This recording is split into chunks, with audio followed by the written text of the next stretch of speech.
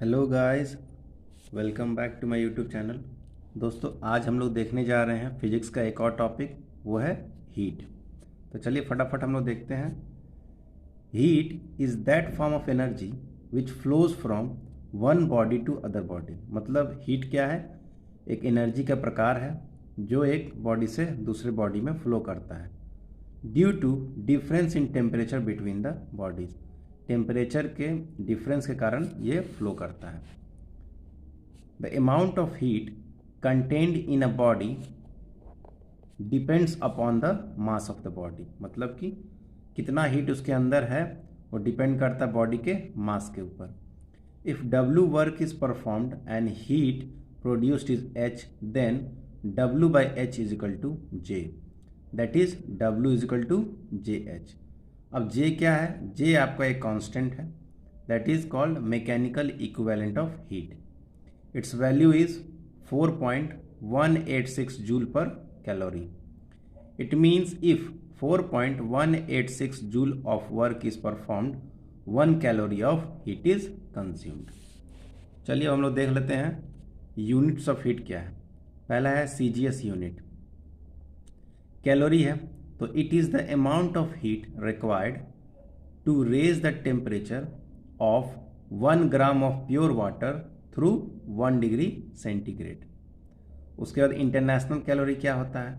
It is the amount of heat required to raise the temperature of 1 kilogram of pure water from 14.5 degree Celsius to 15.5 degree Celsius. अब है FPS unit. मतलब ये क्या होता है? तो पहला है ब्रिटिश थर्मल यूनिट बराबर it is the amount of heat required to raise the temperature of 1 pound of pure water through 1 degree Fahrenheit. इसको उतना याद नहीं करना है, ये आपका एक तरह से यूनिट है, बस आपको दिमाग में होना चाहिए कि हाँ इस तरह के यूनिट्स होते हैं। अब देख लेते हैं हम लोग कुछ relation between different units. 1 British thermal unit बराबर होता है 252 कैलोरीज और 1 कैलोरी बराबर होता है 4.186 जूल। 1 थर्मल बराबर होता है 10⁵ British thermal unit. 1 pound calorie होता है 453.6 कैलोरी। अब टेम्परेचर क्या होता है? Temperature is that physical cause which decides the flow of heat. मतलब ये आपका भौतिक कारण है जिसके कारण आपका हीट फ्लो पता चलता है कि किस डायरेक्शन में उसको फ्लो करना है। Heat energy always flows from body at higher temperature to the body at lower temperature. हमेशा हीट कब फ्लो करता है? ऐसे बॉडी से जिसका टेम्परेचर हाई हो to the other body which is at low temperature.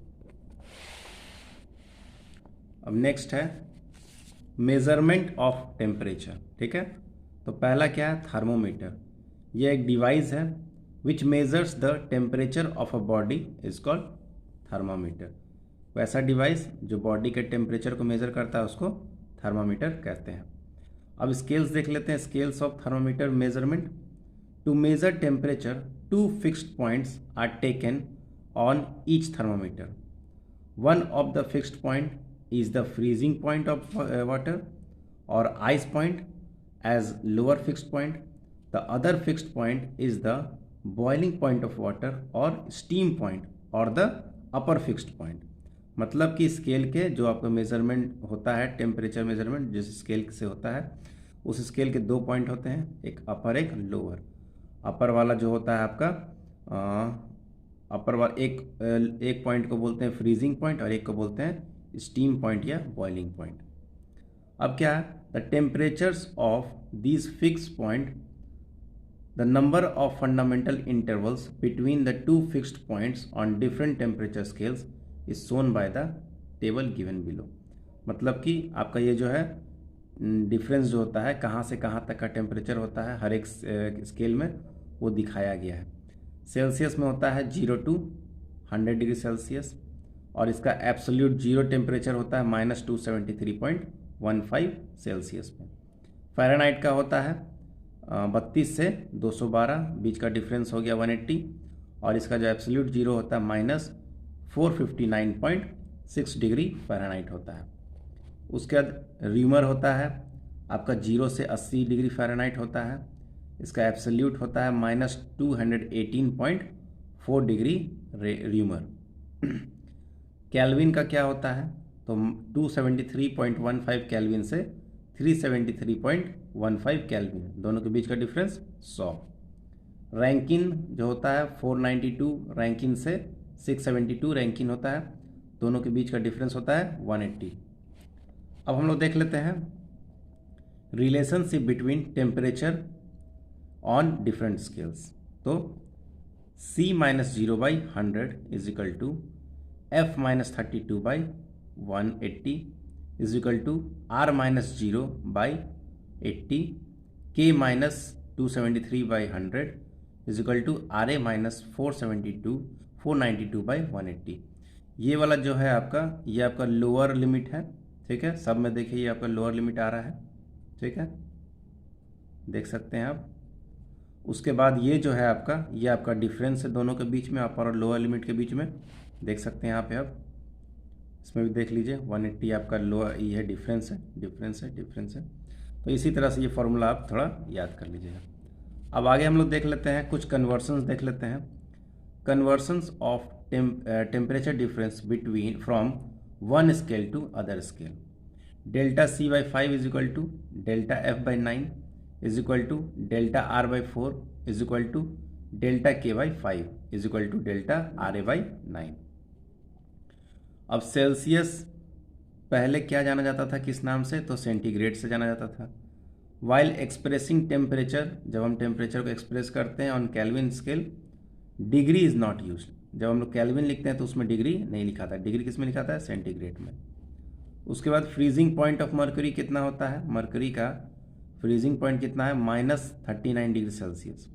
Hence to measure the temperature below this temperature, अगर इस टेम्परेचर से नीचे हमको टेम्परेचर मापना है तो हम लोग किस थर्मोमीटर का यूज़ करेंगे, alcohol thermometer is used for freezing point of alcohol is -115.0 degree Celsius. मतलब कि इससे नीचे नापना है तो हमको एल्कोहल थर्मोमीटर यूज़ करना पड़ेगा, और इसका कैपेसिटी कितना है, -115 डिग्री सेल्सियस। अब हम लोग कुछ देख लेते हैं रेंज ऑफ डिफरेंट टेम्परेचर्स।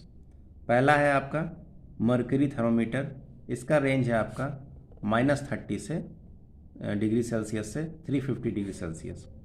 दूसरा है कांस्टेंट वॉल्यूम थर्मोमीटर, ये आपका 200 डिग्री सेल्सियस, -200 डिग्री सेल्सियस से 500 डिग्री सेल्सियस, जब आपका हाइड्रोजन यूज होगा। अगर -200 डिग्री सेल्सियस से -268 डिग्री सेल्सियस जाएगा तो हीलियम यूज होगा। अगर 1000 डिग्री सेल्सियस से 1600 जाएगा तो आपका नाइट्रोजन यूज हो जाएगा, ठीक है। और उसमें जो बल्ब होगा वो ग्लेज्ड पोर्सलिन का होगा। प्लैटिनम रेजिस्टेंस थर्मोमीटर क्या है, ये आपका मेज़र करता है -200 डिग्री सेल्सियस से 1200 डिग्री सेल्सियस तक। लास्ट है थर्मोकपल थर्मोमीटर, ये आपका मेज़र करता है -200 से 1600 डिग्री सेल्सियस। अगले लेक्चर में दोस्तों हम लोग देखेंगे टोटल रेडिएशन पायरोमीटर, यहाँ से हम लोग देखेंगे। तो चलिए लेक्चर अब हम लोग यहीं पे समाप्त करते हैं। अच्छा लगा हो तो लाइक, सब्सक्राइब और शेयर जरूर कर दें। Thank you very much.